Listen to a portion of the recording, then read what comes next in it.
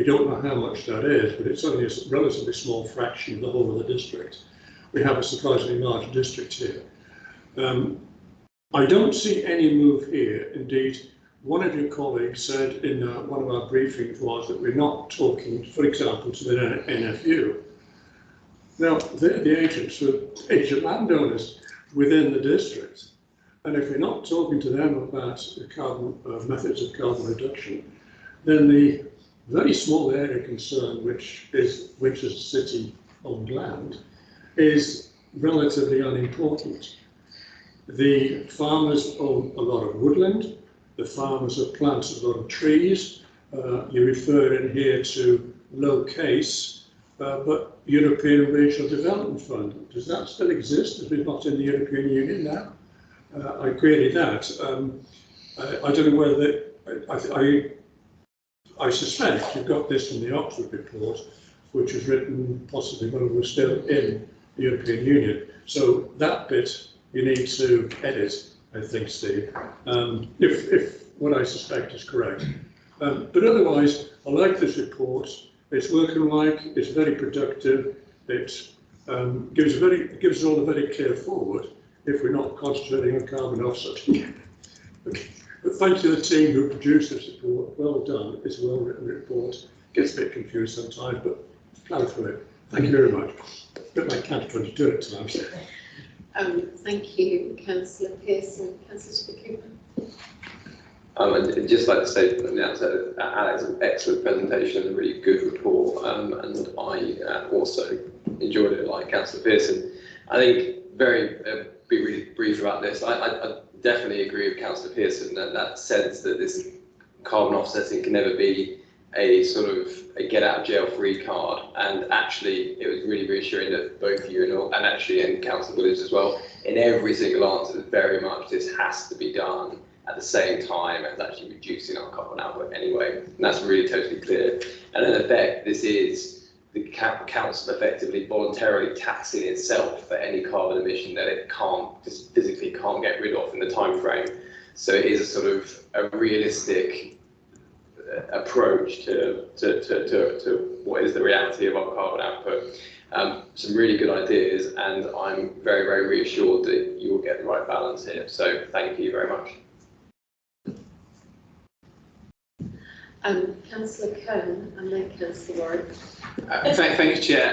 Yeah, obviously I welcome this report. I love the bit about the tree planting, and obviously our environment's incredibly important to us, and it's something we need to be striving to, and obviously that renewable energy and solar farm is really, really important.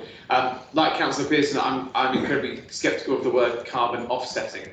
I think the perception that the word carbon offsetting has globally is I can fly my private jet but plant some trees somewhere else.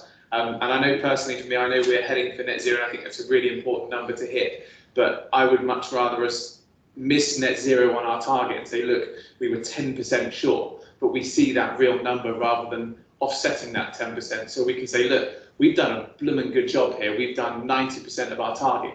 But if it just becomes offsetted, it's very easy to say, well done, we've achieved it. But actually, we're hiding and sticking a plaster over the work that still needs to be done. And obviously, that could then lead to not complacency from us, but complacency in general from society that, oh, it's all right, we're carbon neutral, but that's because we put it on a farm somewhere else.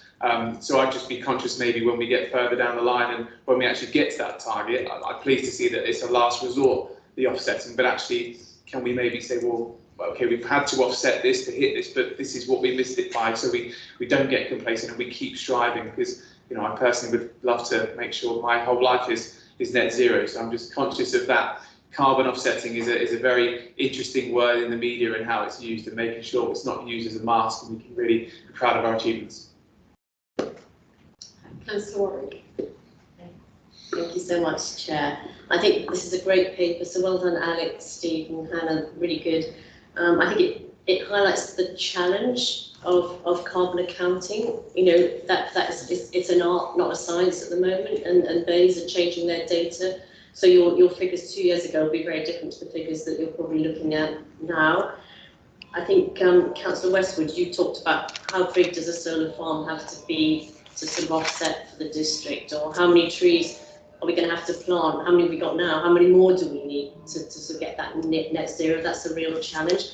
I have some nervousness about putting solar farms on a grand scale across our agricultural land, and I think perhaps we should look at our landfill sites, because we have some in the district. You can put solar panels on those, and I think that would be an option. But great that you're looking to offset within the districts, and I think that's really positive. So thank you, Chair. Councillor Westwood.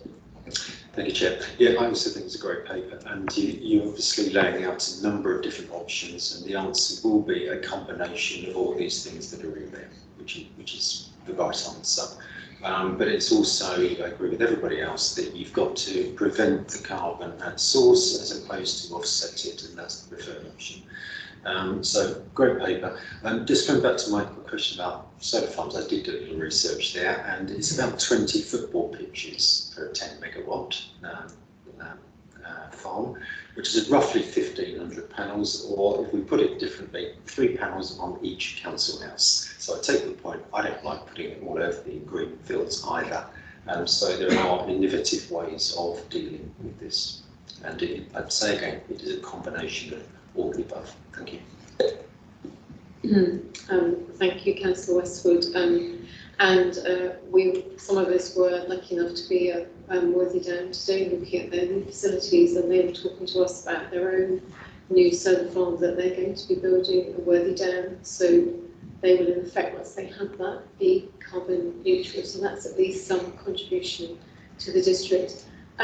Councillor Promotion, you're the only person who's not spoken in debate. Did you want to add anything before we close on this? I'll just briefly speak to the recommendations, I mean, it's a very complicated subject. So, and I think what you've laid out in the paper is that there are a number of options, and I would endorse your recommendation to each part of that. That seems like a sensible way forward. I think possibly what I'd be wanting to see next time is a sort of recommendation of a sort of pie chart of how those different approaches could be, you know, what you currently think would be the pie chart for the way to do the offsetting, whether it is 25% in trees, 25% in solar panel type of stuff, and maybe, I'm not sure where the other 50% is going to come from, but that kind of approach. So treat it a bit like, you know, managing an investment fund, and you're going to put them into different things.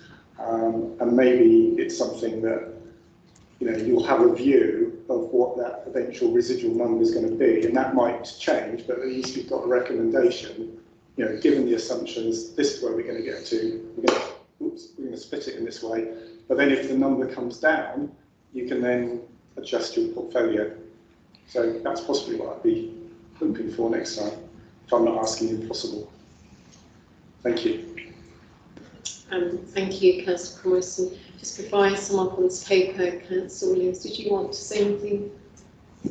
I think the key thing, I think as usual, and as I suspected, there will be some really good questions and debate here, which has allowed us to have some really good, you know, things we will be going away and we will be looking and talking about. It's a difficult issue, and we know that. And I think it's the key thing is how do we make the right balance for Winchester?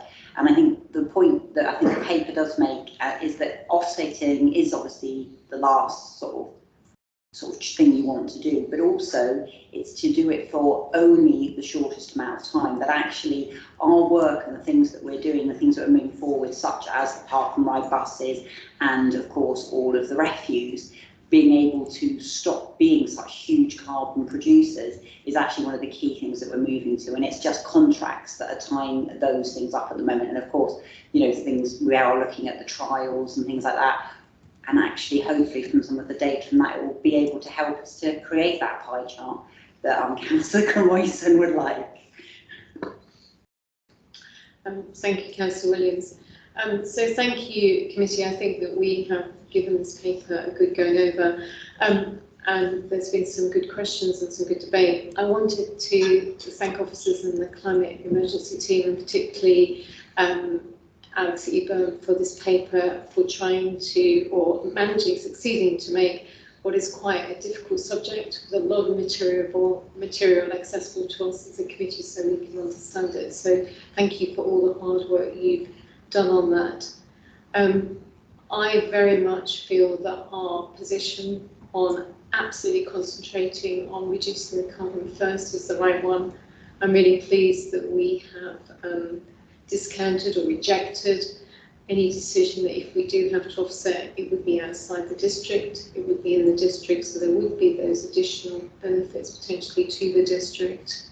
I feel quite strongly that I don't want to let developers off the hook. If they know there's a fund, then it becomes an easy option, and that is a tension. So for me, if we have to offset as a council, then Councillor Williams, I'm glad to hear it would only be for a minimum amount of time until we can get all the way down to carbon neutrality to zero. And I would like us to think really carefully, if we do offer that offset fund, then what restrictions can we place on it so that it isn't simply, I think Councillor Pearson said, well, I'll just pay the fine and then I don't have to do the work.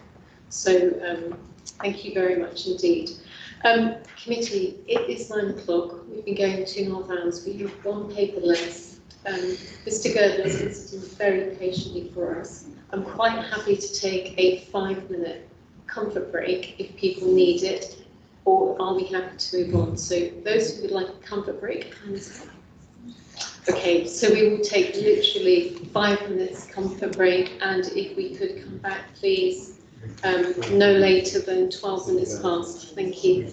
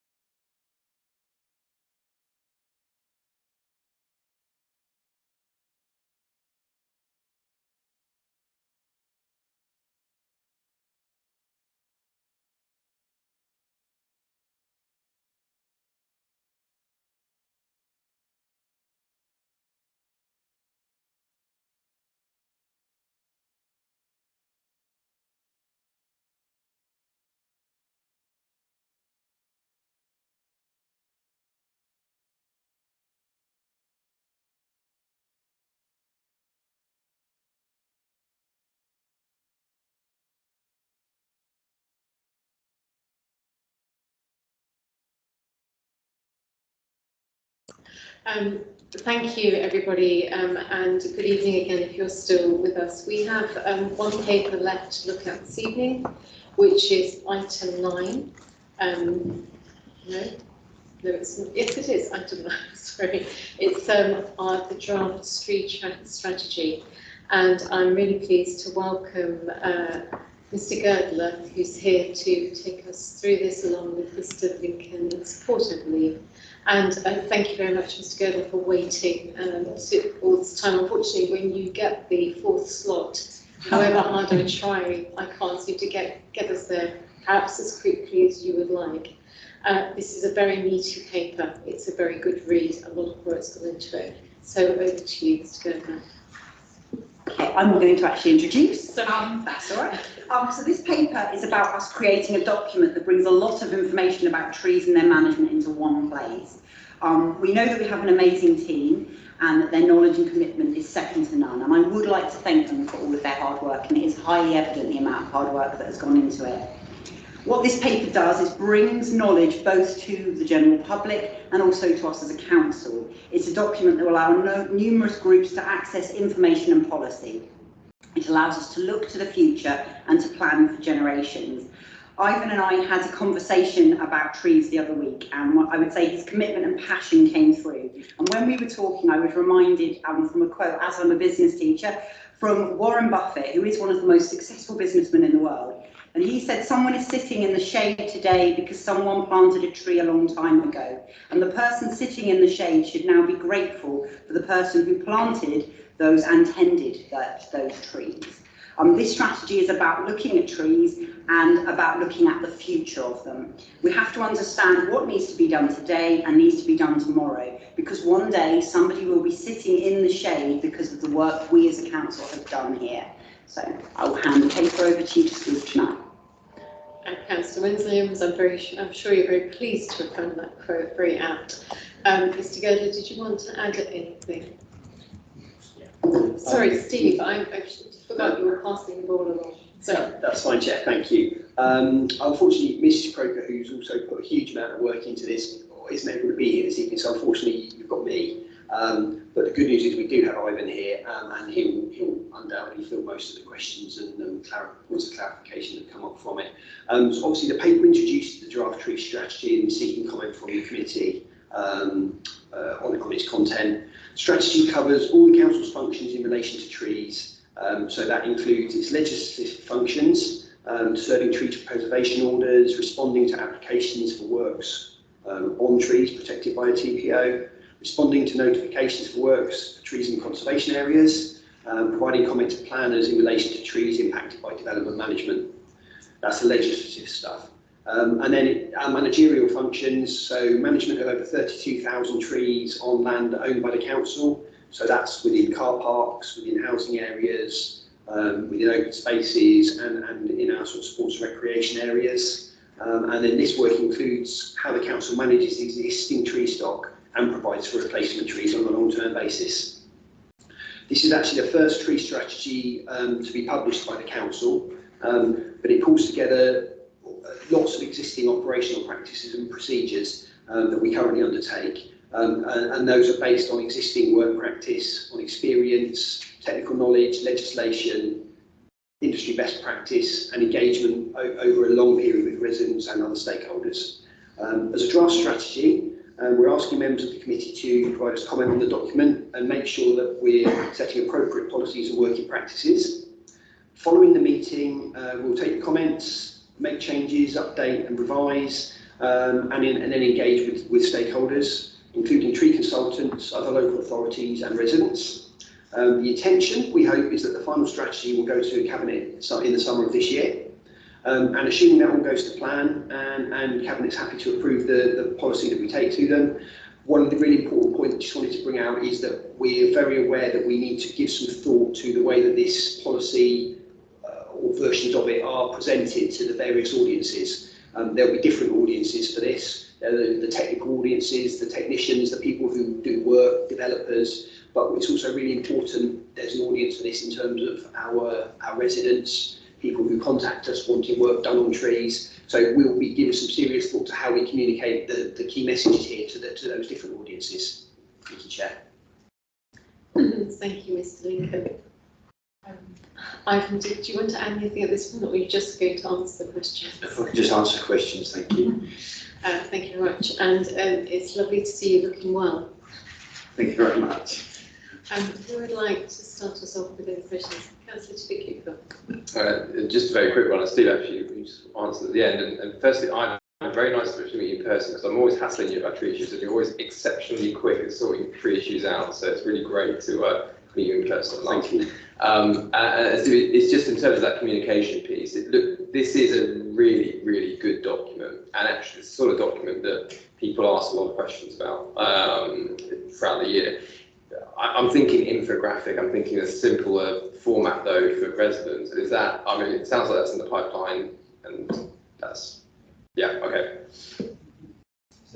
Done. Sorry, that was a yes, Mr. Lincoln. Sorry, yes, Chair, absolutely. Thank you, and I do know the National Environment team is very good at distilling information and getting it into a right format for people to digest at different levels. Councillor Warwick. Thank you, Chair. I've just got a couple of questions. With the climate change, are our native species changing? So I know ash dieback is a consequence of a fungal disease, and I guess warmer and wetter winters will affect that. So are we changing what we are kind of terming as native? And the other is a really important question that came up at planning committee, is what will the status of this document be in terms of protecting trees that are felled under sort of planning laws? So often we lose trees and we get a sort of vague mitigation statement, which I don't know how we enforce that or whether we follow it up. But will this have some law, rights in planning terms? Is it an SPD, or what will it be? Thank you. To start with, the first question is that, yes, you're right, with climate change, trees that are used to our sort of damp, cooler winters are not getting it now. So things like pines begin to suffer. So we need to sort of look at, sort of more trees, like Mediterranean trees, and incorporating something into our stock, because if we just carry on planting all native stuff, in 50 years' time, we're not going to have much left. So we're looking ahead, good tree officer looks 100 years ahead, sort of seeing what's going to be there 100 years, what can we plant, what's worth experimenting, sort of making sure that we want a diverse age range, diverse species. So if something comes in the country, like ash dieback, if we had all ash, we'd lose a lot. So we've got stuff on our borders, and we've got processional moth, we've got chestnut blight coming in, there's all sorts of bugs coming in. So we need to make sure that we've got a good range of trees, safe for climate change, warmer, wetter winters, where the bugs can live and carry on breeding, but also the trees can't tolerate the higher temperatures, like beech, pine, will begin to suffer. And we'll be seeing, we may not, depends how help we do as the plants of the planet, but we have to think about that we may not, and we must cater to bring different species in, so we have got that tree cover. And the second question is, it's not designed to be a supplementary planning document, it's for guidance, and what the main object of the document is to guide planners, builders, members of the public. This is what we set out to do, this is what we want to do, and particularly in terms of planning, there's a section on development control in there, and that sets out that we use conditions to plant trees, but also we want the net gain of planting trees. We just don't want to put a few small ones. We want to make sure that we actually achieve getting bigger trees, better coverage. So that is set out in the document, and that is for as guidance, and hope we can enforce that if we get the backing. Thank you. Just if I may, just follow up on the question on the climate emergency. Obviously, we've just had multiple storms rip through the district, and Storm Eunice, Storm Franklin, I'm sure there was another one, Storm Douglas. And I know that we lost a number of trees. We have the ambition in this document to increase the tree canopy for the district. What is the risk of the climate emergency through the storms and the bad weather actually taking away more trees than we can replace? Well, we will keep a record of how many trees we lose, through the storms. And we have a spreadsheet every year that we put trees on that's been lost. So we make sure we get trees planted next year to cover that. Especially with ash dieback coming in now, we lose a lot of ash trees, through that, which we've got no control on that. But where trees are coming out, we want to put stuff back to make sure that there is stuff going back in again for future generations. Thank you. Councillor Khan? Thank you very much, Chair. Yeah, I just wanted to, policy 27, when there's been a breach of a tree protection, I just wanted to kind of get a better understanding of the challenges you face. We've spoken a couple of times about, the sites, especially in my ward, where someone's come along and decided to cut some trees down because they'd like to create a magic opening. I just wondered if we could just get a bit more detail from you on the challenges you face, because obviously in this it says that there are enforcement powers, but obviously sometimes be very difficult to enforce those. It's just the challenges you face and maybe what extra support could be given to help you and your team. Yeah. Yes, there is challenge, especially like weekends where trees will disappear for a weekend, and and you've got to go there on a Monday and you've got to sort of show, that there was trees there. So yes, that is a challenge. We work with our enforcement team to do that, and at present, at the moment, we are got a couple of enforcement cases where trees have been removed, stuff is going through the court, but that takes a lot of officers' time up, but that's the thing we have to do to set an example to members of the public that, you can't go flouting the law, developers, that we will, investigate and we will take action as necessary. Chair, could I just quickly add to that? Yes. Just as the service lead responsible for this area, and I have been for nearly a year now, it's not an area that is my background, so I've been learning very fast on the go. The one thing that's been really, really obvious to me is the amount of work these guys have to do and the amount of time that some of these cases take, incredible amount of time. But I think, like Ivan said, it's really important, the message that gets put out. If the team start to overlook certain cases, then it just sets a tone for everything that happens. So it's really time consuming, but really important work. Thank you, Mr. Lincoln. I just wondered, Mr. Botham, I noticed in the budget that was passed at full council, there was additional funding going to be used for enforcement officers. Would that cover some of this work, or is that in a different area? I think Mr. Gerda can probably answer that better than I can. I think the provision is there to support environmental enforcement generally. Whether that is in this area or whether we need Ivan's skills for that, I think probably you can answer better than I can. Yeah, we tend to do our own investigations. Like the Shedford case is going to be wrong. We go down and look at the trees at south, work out what's been going on, take the TPO with us. So yes, it is a high resource, and obviously while we're doing that, we're not actually doing the J job. Looking after the council trees or issuing TPO. So yeah, but what happened is that an enforcement officer will come to us and make us aware, and then we'll go out and have a look and take photographs and go from there. So on each case, you have to sort of carefully look at each case and say, well, what has happened here, and take it from there. So, Mr. Lincoln, do we monitor resourcing issues in that team, and do we see that there's more strain on resources? I know that we had a company helping with the mapping of the trees, etc., because of a backlog. Yeah, we do monitor the resources. It is a challenge, so we are constantly reviewing that. Obviously, there are endless resources, so we try and prioritise. We manage the work as best we can. The team sort of focus their efforts where they're most necessary. Going back to the sort of the enforcement resources that are available, we are sort of in conversation with the planning team just about how we sort of agree with them because they do part funds. So the planning team part funds the work of this team, and we're working with them to make sure we nail down some detailed agreements in terms of what expectations are in terms of volumes of work, so that we can again balance that, and some of those demands that come from development management or enforcement work don't necessarily take away from some of the proactive stuff the team want to do. So it is that kind of constant dynamic juggling, trying to make sure we're meeting our legislative requirements, but also making sure we're doing a good job of the management as well. Thank you. Councillor Voices? Yeah. Thank you.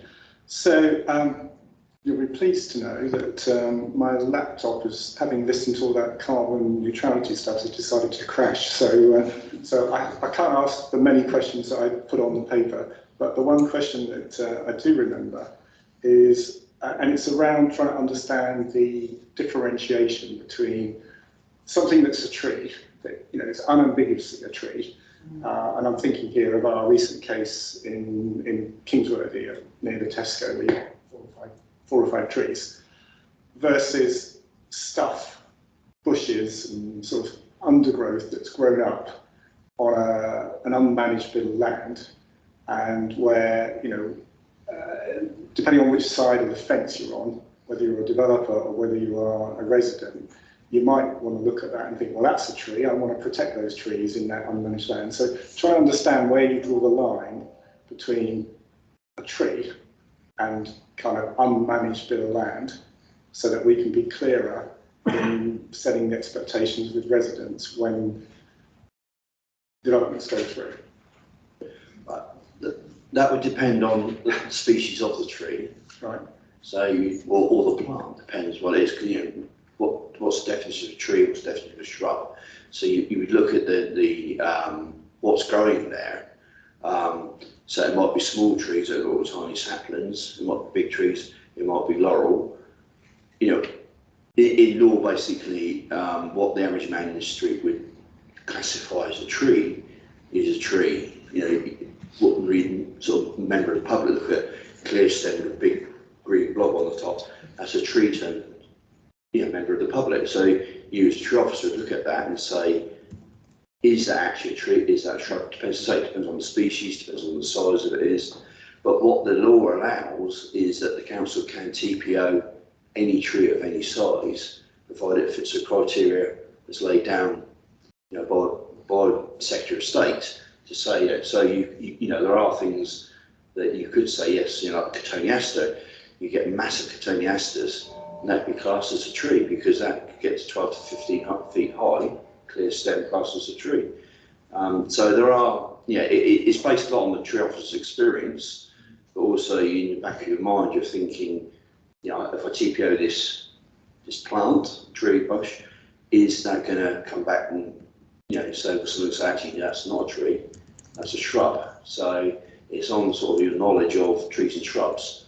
That's what you know, because you know what size it's going to get to eventually. You know, some bushes, as you know, it depends. So that's how the tree officer would approach it. Can I just add to that, Chair? So I think that kind of comes back to the sort of exchange we had around the communication of the messages within the strategy. So I think, you know, for the interest of members and members of the public, we want to try and make sure that what we can do is get across enough messages so that those cases which can be fairly clear and obvious can be understood, taken on board by the lay person. There will clearly always be issues which require a technician to understand, and we want to kind of, whatever format we eventually put in, we want to try and make it clear so that people can understand what the things they can make a determination on, but they know who to turn to when they need some help and some support.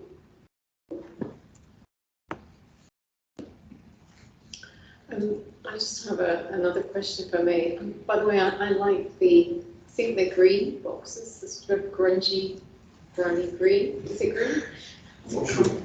Not sure what colour it is. It was designed to sort of catch your eyes. Sort of. You know.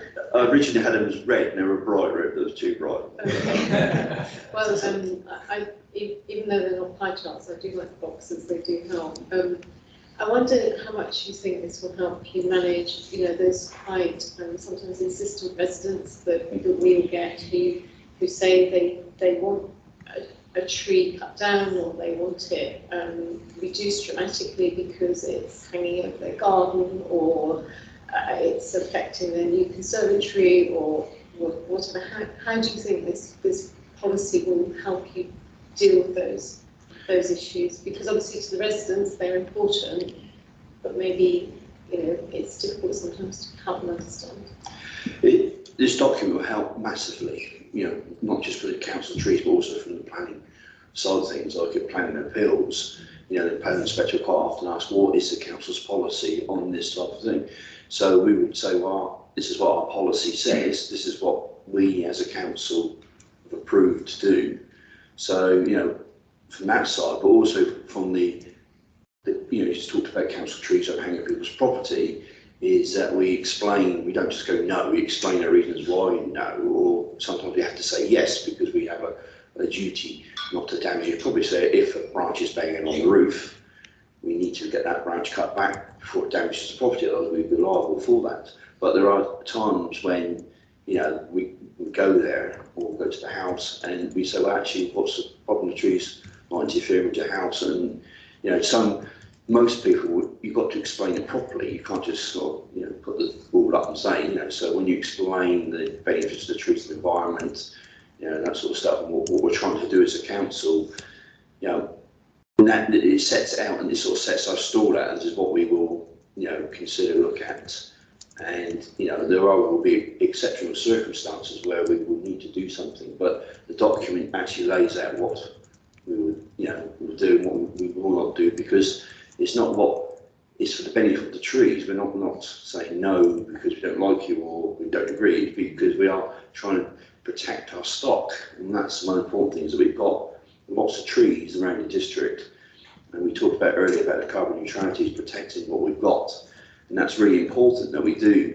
Now, if we go around chopping stuff off or reduce because people don't like us, don't get the sun, or it's quite often the satellite dish or something like that, or drops leaves in the swimming pool, you know, that sort of thing. So this is sort of everyday things, or the dews dripping off.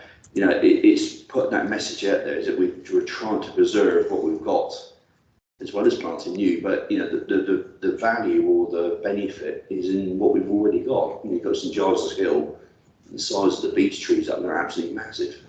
You know, been doing lots of good for many years, and if we look after all our stuff, they'll carry on for many years, generations to come. Councillor Ferguson, could I just interject? I think the other thing, the value of this is not just in the being able to explain to residents. I think also it sets out how we can maintain and manage resources really, really well. I think the setting out of, you know, trees that are high priority, medium, low to be inspected, it sets out where we are, where our resources are, and it also sets out to residents a level of expectation of service that they're getting from the council, and I think that's really, really key. When you talk to people and they want to know when a tree is being inspected, if you can talk about, well, this is it, this is, you know, what we do and this is our policy, I think that really, really helps people to understand, but it also allows us to kind of manage the resources, because they are very limited, and we just need to be able to say to people, no, people can't just come out and look at your, you know, that tree all of the time. And, you know, there are certain areas that, you know, I know within my ward where yeah, you say the word Badger Farm, and there are a lot of trees on Badger Farm, and they, you know, they have a lot of walkways. So this policy sets out clearly, you know, how we're doing our stall, and I think that's really, really important. I think that's why it's such a vital strategy. Thank you. Do we just take one or two last questions? So, Councillor Kern and Councillor Pearson next. Councillor Kern first. Oh, sorry. 3 questions then. Councillor Kern, Councillor Pearson, Councillor Westwood, but can we be quite brief? Yeah, no, mine was really short. It was just, obviously, I've got my Winchester app on my phone, and obviously I can report fly tipping. I can go to a shrub, hedge or grass maintenance. Is it worth, as part of this report, maybe putting in a suggestion in that there might be something on the app that might assist you with things that you can't get to at a weekend? Like you said, if there's, you know, you have someone cutting trees down at a weekend, actually a member of the public can easily use the My Winchester app. I'm encouraging many people in my ward to use this, because they always email me about fly tipping. I'm saying, please keep emailing me, but at the same time, you can do this yourself as well to add to it. And I'm just thinking maybe something like that might assist you and your team, in the sense of, if you're trying to gather evidence, you get there on a Monday and it's gone, it's just a tree stump. Whereas if a resident's been able to report a picture and this is what's gone on, it might just help you guys a bit more. Yes, yeah, information like that would be very useful, yes. Mrs. Zadie, could you possibly pick that up? And I don't know which team deals with that. Yeah, thank you. Gosh, Councillor Pearson. Thank you. I'm glad we've got 3 hours to discuss this paper in detail. First question, really. How many trees did you cut down to put this paper? I really do. Yeah. It's a facetious question. It's smaller than it was in its first draft, that's what I can say. I'll say what I wanted to say for the debate. Thank you very much. Thank you, Councillor Pearson, and I don't ever print mine off, but as chair, this is the only time I get them, and actually, it is actually very useful as chair to actually have the physical report. It stops me looking at the screen and not being able to look at the room. Councillor Westwood. Thank you, Chair. It's a very quick question, and this is really good paper, and it sets the standard for tree policy, I think, in local government. The question is, you talk about the frequency of inspections, and you alluded to it, Councillor Williams, as well just now. I think it's important. There are a lot of trees, local government owned trees in this district that don't belong to Winchester City Council. So I'm thinking of Hampshire County Council, and Councillor Warwick is probably of interest to you because they're relevant to climate change as well. Are we able to influence Hampshire County Council to adopt similar standards over those trees? And I'm thinking specifically of the two major lime trees that were blown down in the gale 2 weeks ago in Cheriton Road through, I believe, lack of maintenance over a number of years. They're very, very large unpolluted trees now. So is there an option for us to use this as a lever to manage a far greater number of trees in our district? We wouldn't have any influence over Hampshire County Council. They do have their own art teams and their own highway inspectors that they, go out and do their own thing. My main concern with this document, the risk is to make sure this council does what we should be doing to stay within the law, that we're not going to be sued for negligence. And that's what we're risking our trees, and that's the main thing, is that that we concentrate on our own stuff and make sure that we as a council are protected by our practices and our risks ratings, and making sure that we stick to them. Sorry, can I just add? I'm sure what we can and what we will do would be to share this document with them, make sure they're aware of the standards that we're setting for ourselves. I suspect that isn't necessarily going to lead the county to change the level of its inspection and its regime. I mean, not least the fact there'll be 11 different districts who've probably got 11 different approaches to this, and therefore it's a challenge to be consistent. But we can certainly make sure, and I'm sure Ivan and the team have good lines of communication with the guys up at the county, so that we certainly can do. I've got to say that the Hampshire County Highway guys are very good. I know the art team very well, and they're very professional and knowledgeable. So they are, they know what they do know what they're doing. And yes, two trees have come that chair road, but trees will always come down. The only times you inspect them, the weather we've had, you're never going to predict what's going to happen there. But I can assure you that the Hampshire guys, Mark and Chris, now that they are, they're on it, they know what they're doing.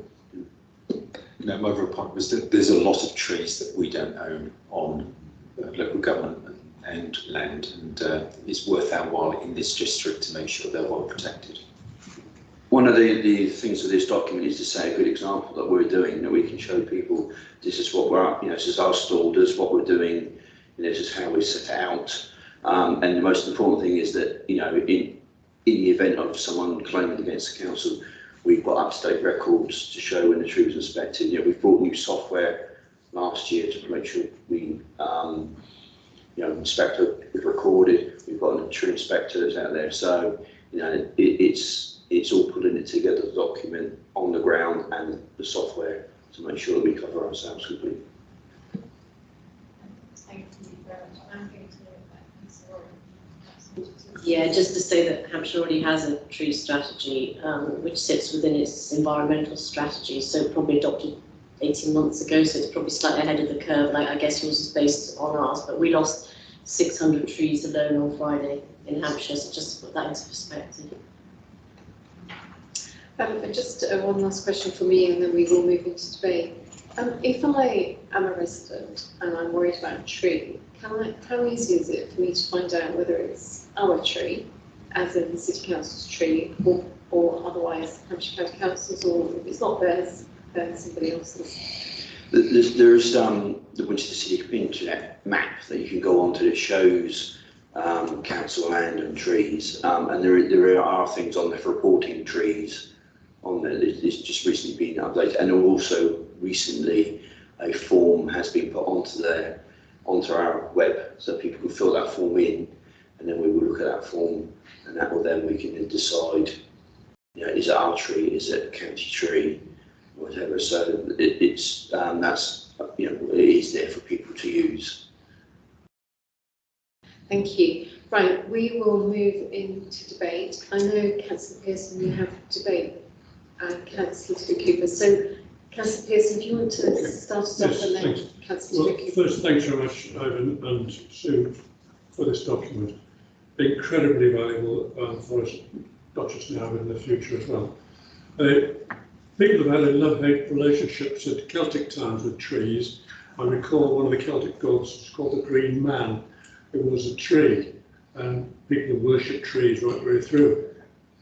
It's unfortunate to a degree we've got a sort of love-hate relationship now with trees. The love bit, of course, is that they, as a single tree, they're an incredible example of a habitat, which is a home for a variety of animals, and indeed some plants as well. But one tree by itself is not enough, as I think you'll agree with that. A tree is better bit in a woodland because of winds, of which we're getting lots of violent examples these days. A single tree is very vulnerable. You put it in a woodland, and each tree protects the next tree. Unfortunately, we can't create woodlands within an urban area, at least not without difficulty. And this is why a lot of the trees we've lost over the recent storms and previously have been single trees on the sides of roads. And people say, oh, we've got trees in the wrong place. Well, unfortunately, the mature trees were often planted there long before the houses were, as sometimes as shelter, as you quite correctly said, or somebody said in the debate that one of the joys of trees, you have to sit under a tree for shelter and just enjoy the scenery and the birds and so on, which is fantastic. And you bring this to light in this report. Trees are not only beautiful, they are an amenity for a housing area, and sometimes I wish we could have more. I've got a council housing estate in my village. There are no trees there. It's sort of open spaces. They're like biodiverse deserts. It's just grass. And unfortunately, when I say, can we put a couple of trees on that area? I'm sorry, Joe, it's county owned, and they won't let us do it. You need a special license or some ridiculous thing, which I'm sure Ivan knows about it. So it's this, but certainly as a member of planning, this sort of document is incredibly valuable. I mean, as much as we moan about trees sometimes in planning, and you know, when we talk about TPOs, reality is they're probably the most valuable plant outside of food resource, although they are food in some cases, maple for example, that we have. And they've got to be protected, not only from the amenity point of view, but also from biodiversity point of view. So thank you very much for this. But I was worried, what we've got against hedgehogs. You mentioned all these other things in the back here. The birds, bats and swifts and whatever. You didn't mention hedgehogs. I was speaking to a government minister over the end of last week, and he revered hedgehogs. And he talked about the need when we've got these fences made of wood, not trees, hopefully sustainable woodland, but no hedgehog tunnels for hedgehogs at least to get through that hedge. And there's suddenly a plethora of curtain walls around houses in the southern parish. I don't know why. Why suddenly is there a craze to have these solid partitions to hide behind? Thank you. Thank you. I could ramble on about trees. I love trees. Thank you. Although sometimes they're in the wrong place. But thank you very much. Councillor Cooper. Still chance to get some amendments into the hedgehogs, I think, very good plan. And I mean, just to sort of echo Councillor Westwood's point, that this really sets the standard for local authorities as strategy, which is an exceptional piece of work. I think you should be really proud of it. Hampshire County Council's paper, I mean, there may be an underlying document, I can't find it, it's 7 pages long. This is over 50 pages of detailed, excellent content, which actually people will be really interested in, because I think all of the members sitting around here have got numerous examples of people who are very, very passionate about specific trees in the community. It is a really, really important issue for people, and this takes it really seriously, and it shows passion and real focus. So I sincerely congratulate you on this really, really great piece of work, and just it's very, very good to know that Winchester's trees are in exceptionally good hands. Thank you very much. And Councillor Kern. Thank you, Chair. Yeah, I just kind of echo what Councillor Tibbet-Cooper said, really. Just to thank Mr. Girdler and Mr. Lincoln and their teams for their hard work. I think we've all come into interaction with them around this subject, with their commitment and passion for our trees is incredible. And so, being a rural district councillor, our paths cross quite a lot. And just thank you for your tremendous amount of hard work you do. And I think this report is incredibly useful. It sets a great standard. So thank you.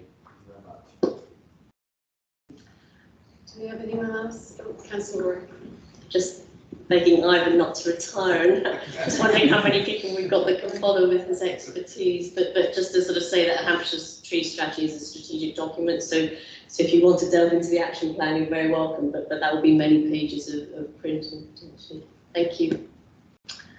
Okay, Councillor Williams, just before I sum up, did you want to add anything? You did speak before. So. It was really just to say, you know, I think one of the things this sets out is our stall, and it really is, as everyone says, a really good document. I think the interesting thing for me when I was reading through it was the fact that Otterbourne and Whiteley had 2 of the largest woodlands, that actually knowing the Otterbourne woodland really well, having, you know, walked in it, you know, most days, in fact, I think that it's really sort of sad that that's the largest woodlands that we have, and that actually how do we look to the future to, you know, expand and create and do things like that. I think we have to look, and we talk about that with carbon offsetting. I think trees, you know, have a really big place, and I think we have to look after them, maintain them, and the work that Ivan has been doing and his team on enforcement, you know, because of particular, you know, a load of trees that were taken down, it is shocking, and actually, you know, we need to be able to be robust, and this helps us to do that, and it helps us to, you know, put that prevention in. I think that's key. So.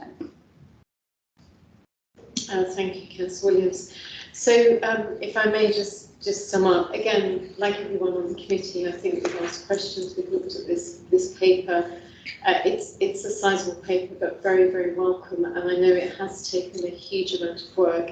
And please send our thanks to Mrs. Croker, because I know that she's been very much involved in this, and she's absolutely passionate about trees. I once asked her what was the best tree to have, and she said it was the one we planted, she said 30 years ago. So maybe there's a timing issue, but it certainly wasn't one that we planted just today. We've talked about the policy being allowing us to meet our legislative commitments. That's important. But also it's very important in terms of keeping those trees healthy, in terms of their carbon sequestration, and also making sure we maintain that canopy. One of the things I most love about Winchester is I can stand on one of the hills and I look down and the city can almost disappear, because we have that many trees, we have that much canopy. And you know, it's extraordinary. If you take visitors, they can't see the city, they can see some spires. So we are obviously doing a very good job. I think the document as it's written, we were asked to comment on it, I think it is clear as it stands. I think your concentration on how we pass that information out, putting it in a more digestible form for different audiences will be important. But I also think it will be important to be able to reference them back to the meat of this document, so that they can look up and answer their own questions. So hopefully there won't be quite as many emails from councillors, quite as many phone calls, quite as many queries, so you can get on with the good work that you're doing. And please stay well, and Steve, please stay with us at the council, Mr. Girdler. Thank you very much. Thank you very much, much appreciated. Thank you.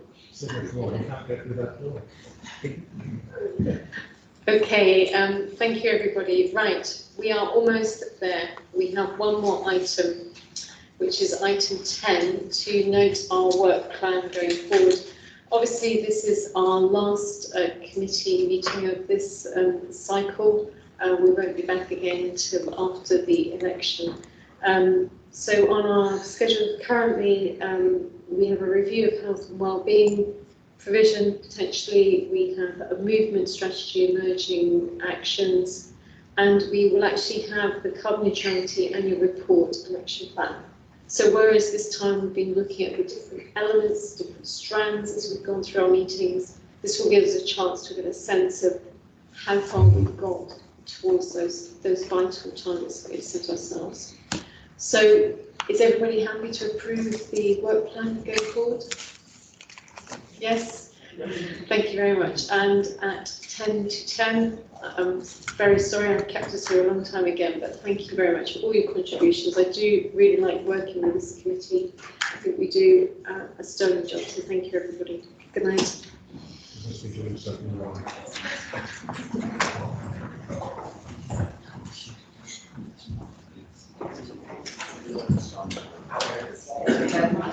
Yeah.